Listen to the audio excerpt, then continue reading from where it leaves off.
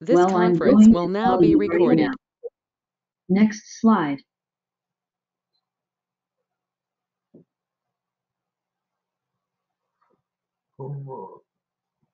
Federal requirement number 1. Access to the community. If individuals want to seek paid employment, do they have access to competitive integrated employment opportunities? Yes, you can have a job like everyone else. Do individuals have the choice to receive related personal services in the community, rather than on site, based on their needs, preferences, and abilities to the same degree as individuals not receiving regional center services? And the answer is yes, you can.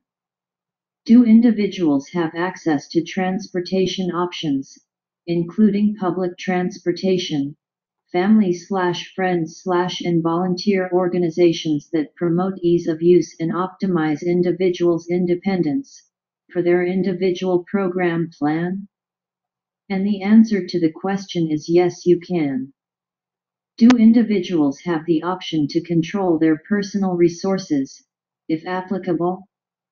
Guess what? Yes, you do. Next slide. Federal requirement number 2. Choice of setting. The settings/services selected by the individual from among various options, including non-disability specific options and an option for a private room in a residential setting. The options are identified and documented in the individual program plan and are based on the individual's needs, preferences, and, for residential settings, resources available for room and board.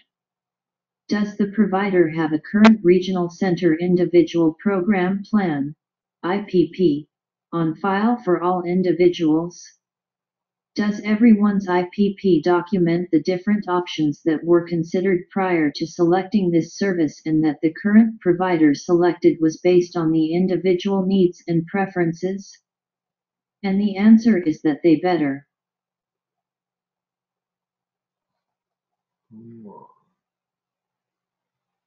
Federal requirement number 3. Right to be treated well.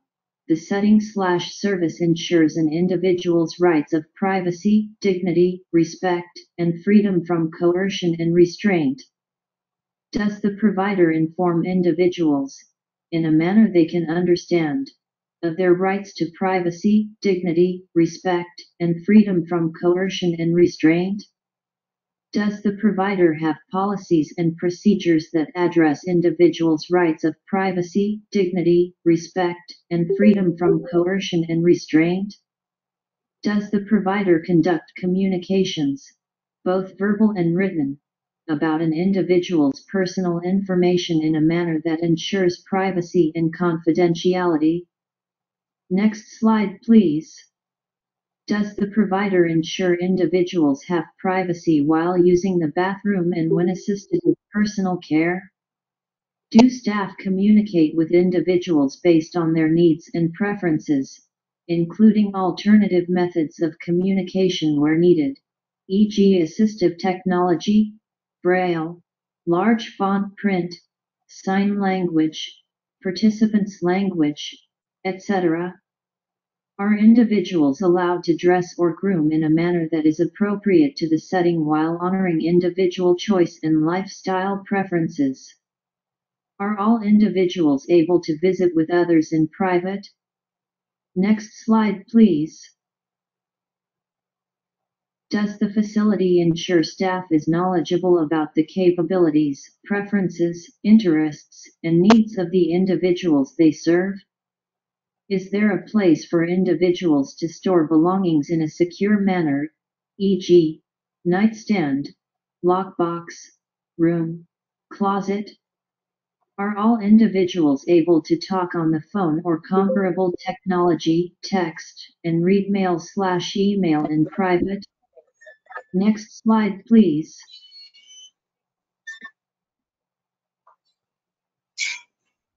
Does the provider impose restrictions regarding access within the service location, inside or outside, for individuals or visitors?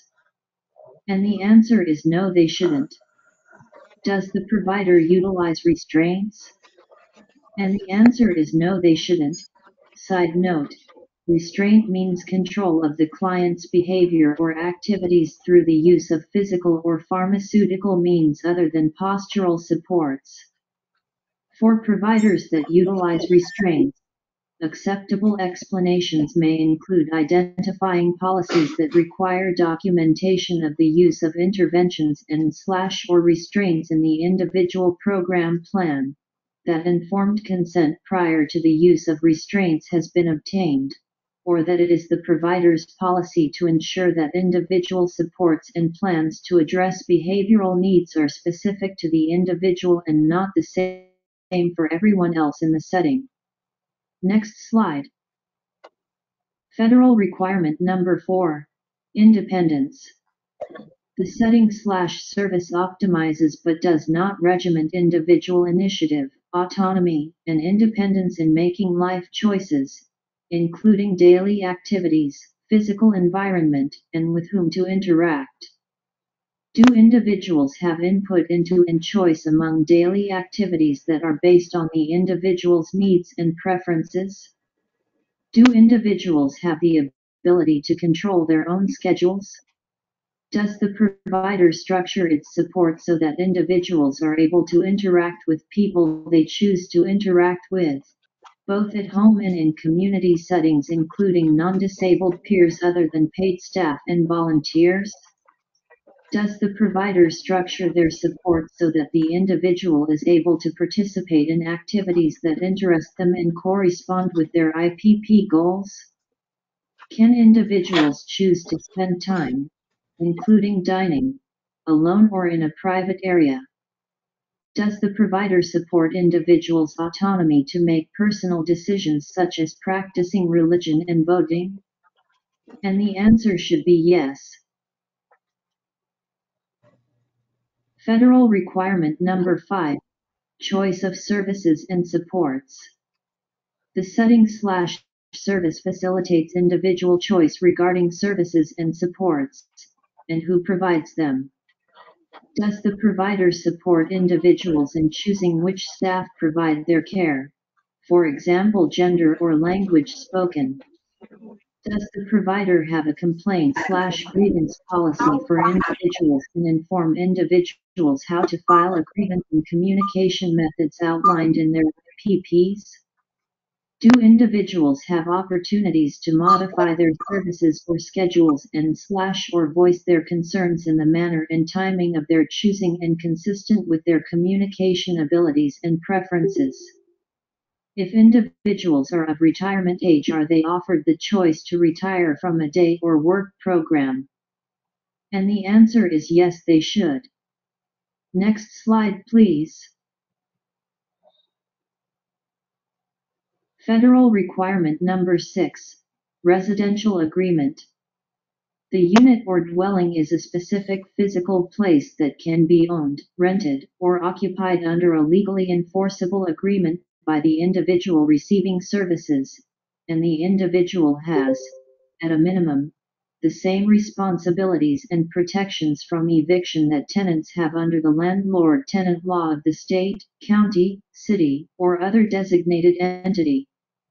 For settings in which landlord-tenant laws do not apply, the state must ensure that a lease, residency agreement, or other form of written agreement will be in place for each participant and that the document provides protections that address eviction processes and appeals comparable to those provided under the jurisdiction's landlord-tenant law. Does each individual have a lease, residency agreement, admission agreement, or other form of written residency agreement? Are individuals informed about how to relocate and request new housing? In the case of any possible eviction or involuntary relocation, are there policies and procedures in place to ensure individuals have and are informed of eviction protections in the appeals process? Next slide, please. Federal requirement number 7. Privacy. Each individual has privacy in his/her sleeping or living unit, 1 units have entrance doors lockable by the individual, with only appropriate staff having keys to doors as needed. 2 individuals sharing units have a choice of roommates in that setting. 3 individuals have the freedom to furnish and decorate their sleeping or living units within the lease or other agreement. 2 individuals have a choice regarding roommates or private accommodations. Note: in regard to the question above, not every provider has to provide the option of a private room, but individuals must have a choice of who they share a room with. Do individuals have the option to change roommates, if desired? Do individuals have the option of furnishing and decorating their sleeping or living units in a manner that is based on their preferences, or with their own personal items? Do individuals have the ability to lock their bedroom doors when they choose? Are policies in place to ensure only necessary and appropriate staff have access to bedrooms, and are there protocols to ensure the policies are followed? And they should by any means, yes. Okay. Next slide, please. Federal requirement number 8. Schedule and access to food. Do individuals have the freedom and support to control their own schedules and activities, and What? have access to food at any time? Do individuals have access to food at any time? Does the home allow individuals to set their own daily schedules? Do individuals have full access to common areas in a home such as a kitchen, dining area, laundry, and comfortable seating in shared areas? Do individuals have access to public transportation, and where no public transportation is available, are other resources available to them by which to access the broader community to the same degree of access as individuals not receiving regional center services? The answer is yes. Next slide. Federal requirement number 9. Right to visitors. Can individuals go with visitors outside the home, such as for a meal or shopping, or for a longer visit outside the home, such as for holidays or weekends? And yes, they should.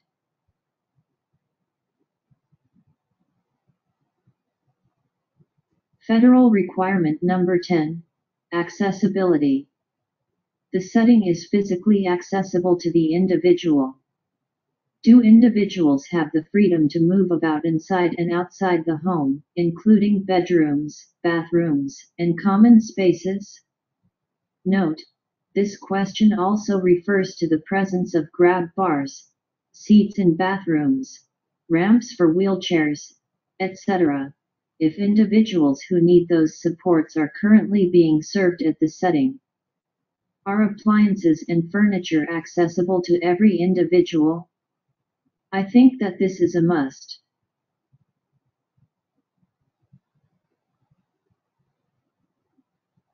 Does anyone have any questions?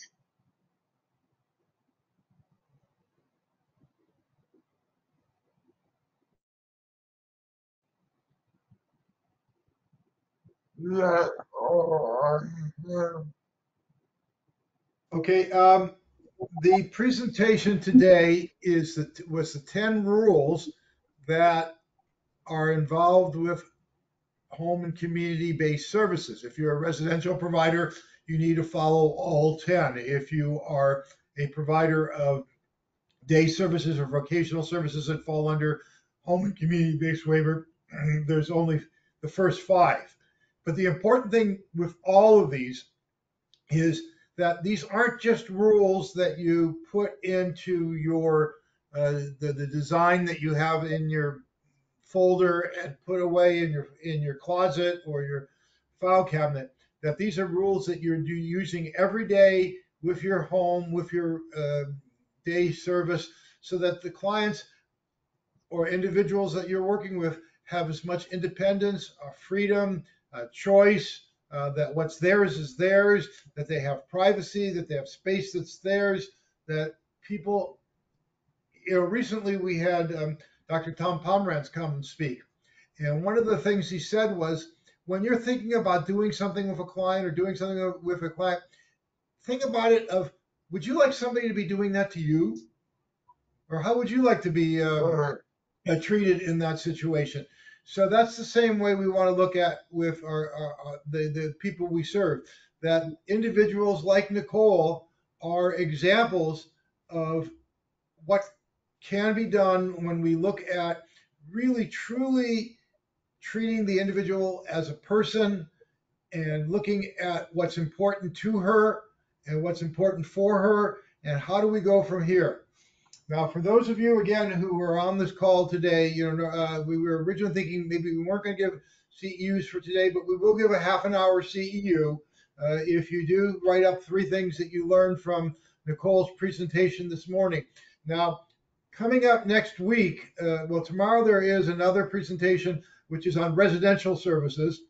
And so if you're available tomorrow, 10 a.m., there's a community of practice specifically to residential. And then the following week, we have 3 webinars, 2 in English, 1 in Spanish, which is basically the similar slides to what Nicole presented today. So there's no need to repeat the ones on the 26th, 27th, and 28th unless you want to hear them again.